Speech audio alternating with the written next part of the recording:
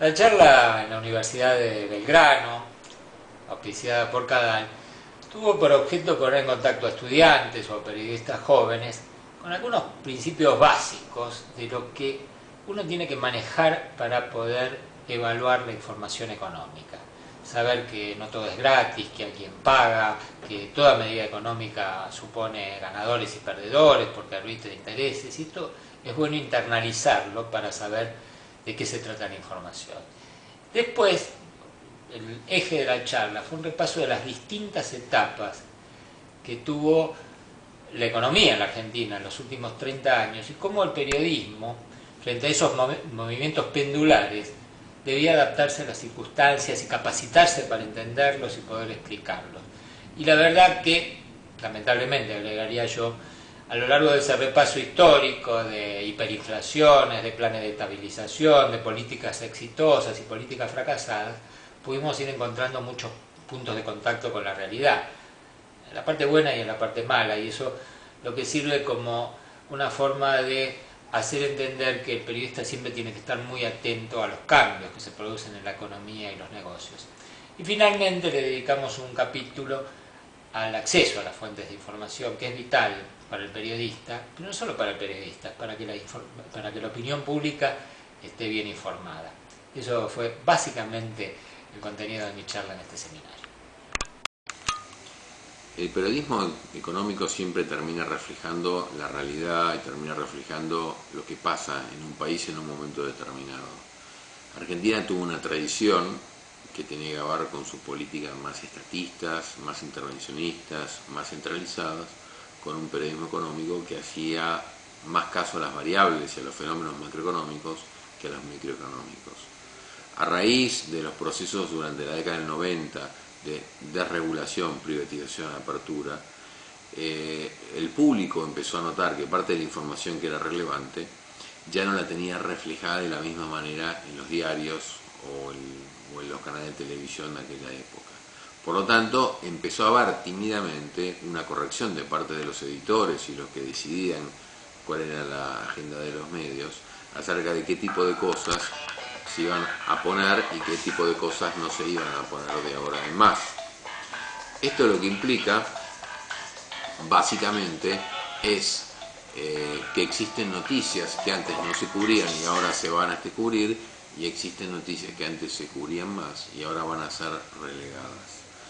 Particularmente es importante porque este proceso implicó una descentralización de la fuente de información, porque los actores que tenían que hablar eran numerosos, eran diversos y no eran exactamente siempre de la misma manera. También había, por parte de los periodistas, trajo como una obligación que no solamente acentuar el discurso crítico, sino también hacerse más amigos de las nuevas tecnologías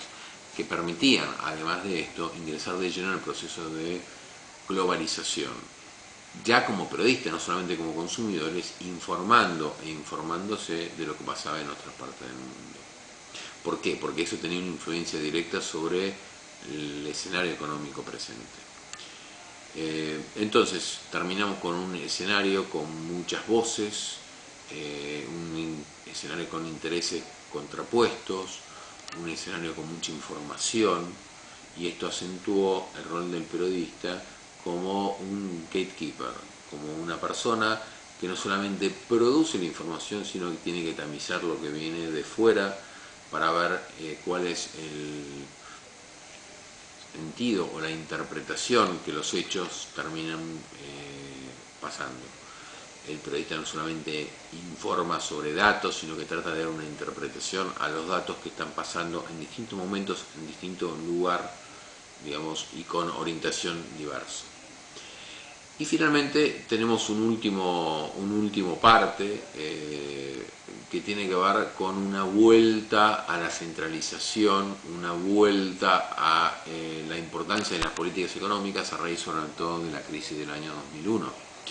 Entonces el periodista rápidamente no solamente trataba de informar sobre lo que pasa dentro del mundo de las empresas, sino que se enteró y a la gente le importaba más cómo se generaban las nuevas políticas económicas. Esto es una nueva, más que una vuelta atrás, es una nueva vuelta de tuerca sobre el mismo tema. Los periodistas informamos sobre lo que le interesa a la gente, y a la gente nuevamente le empiezan a interesar cuestiones de política económica, ya sea porque una crisis está en el medio o porque se da cuenta que la política económica, que los gobiernos, que los estados terminan influyendo en nuestra región decisivamente sobre la microeconomía. Esto es un balance, es un péndulo, vamos para un lado, vamos para otro, pero el periodista termina por ser algo más, un profesional más completo. Debe saber sobre macro y sobre microeconomía, porque no estamos en Suiza, estamos en América Latina, y bienvenidos a este lindo lugar del mundo.